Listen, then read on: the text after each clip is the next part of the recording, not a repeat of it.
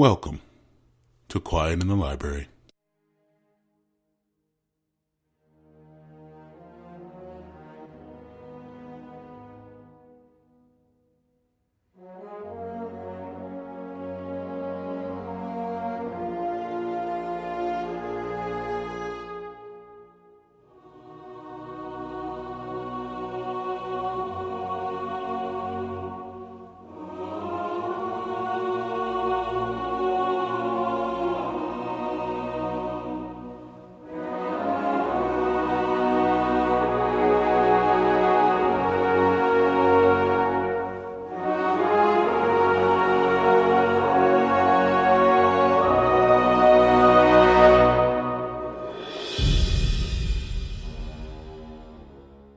Hello all and welcome to another episode of Quiet in the Library. I am your host, Reggie, and we're actually going to make an amendment from last episode.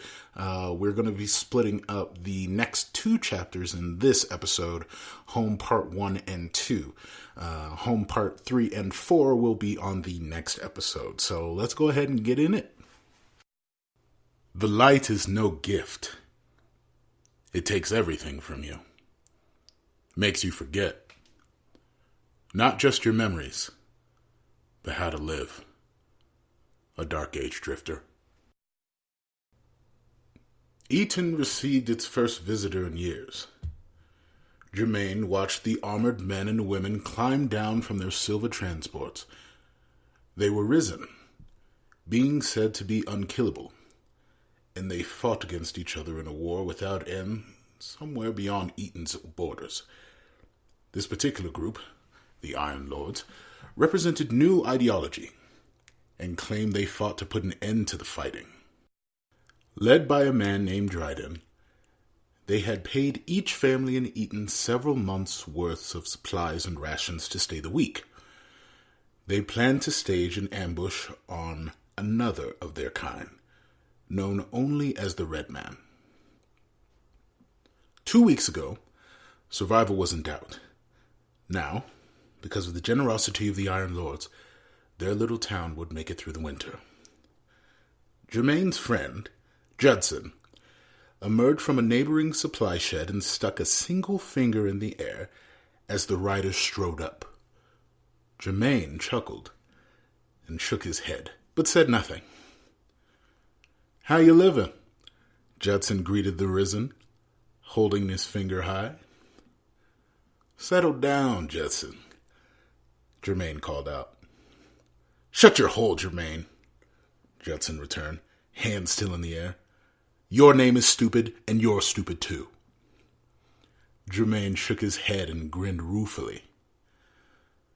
Judson had warned the town against the arrangement, shouting to everyone who would listen that he'd take care of food, that the Iron Freaks would only bring trouble. He was a very good huntsman, possibly the best Eton had ever seen, and somehow produced deer, duck, and bull from the decimated hills. But even Judson had come up short for months. The war beyond Eton had intensified. The adults went hungry, so the children could eat. It wasn't a sustainable position.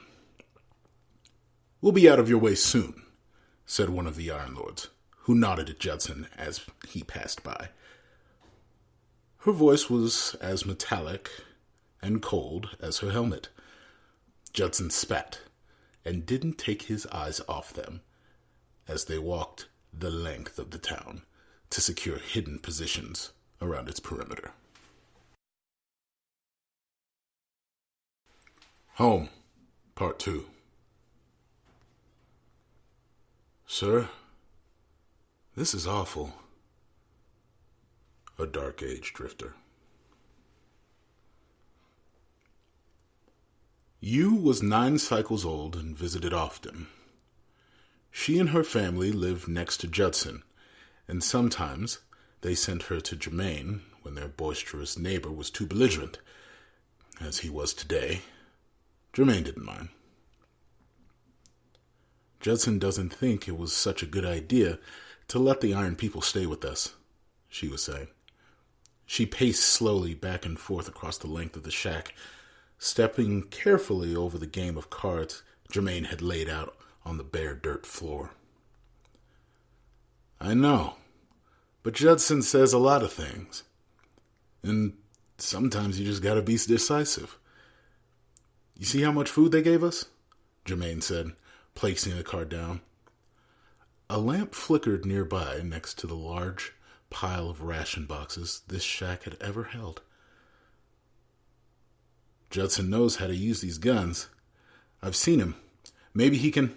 No, he can't. Those things out there, you can't kill. Get that out of your mind right now. You kept pacing, frowning slightly as she considered it. More food is nice, but Judson thinks they're going to get us dead. I think he might run away, she said. He laid another card down. Appreciate what you get. Your parents were skipping dinner so you could have yours. The Risen solved that for us. For a little while. We have to let them stay. She stopped pacing to consider it and looked up at the sheet metal ceiling. I don't want to die. You won't, Jermaine said. Why don't you go see what your parents are up to? I'm a little beat.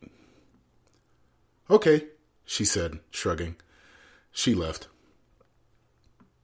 Jermaine opened a small box of water from the pile of ration packs and poured in a tinful. You hadn't noticed because it was difficult to see in the flickering lamplight, but his hand shook. Judson's breath steamed in the night air as he shut the gate that bordered town as quietly as he could. Shivering would mean shaking the rickety thing and waking up Yu's family, so he kept the handle gripped tight as he pushed it back into place. He now stood on the pass out of Eaton Valley. As he turned around, he walked right into Jermaine. Didn't see you there, brother. Judson growled low, stopping just short of throwing an elbow into his neighbor's throat. He backed up a step. Just one. Where are you running to this late? Jermaine asked. Brother. What are you, dense? Away from this before the shooting starts. We gotta trust this Lord Dryden knows what he's doing, Jermaine said. Judson shook his head.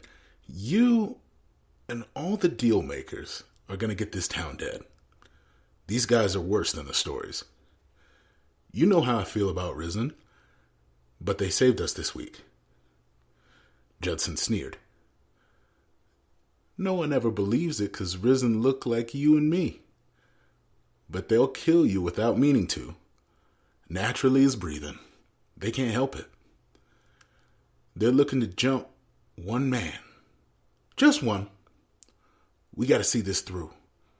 Even the Risen can contain a fight at that scale. You gonna move? Or do I move you? Jermaine stepped to the side. I'm not the law. But where are you gonna go? There's nothing but war land out there, and their prey is coming. I'm a tracker. Kept this town fed for years before you got here. I'll be fine. And that other Risen won't care about one man passing through. I've got nothing to hide. Just need to get away. If y'all want to play bait for the Warning Dead, have a nice life. Jermaine chuckled. What's funny? Judson sneered in that low voice again.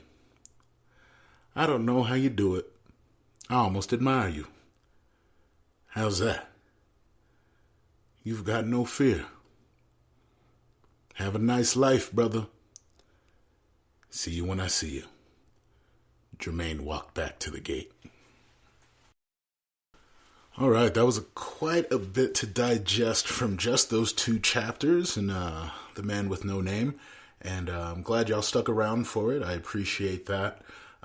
We're still talking about Drifter as well as the Iron Lords in these two chapters, especially for the next episode, parts 3 and 4 of Home, and I can't wait to get into it, and thank you for listening to another episode of Quiet in the Library.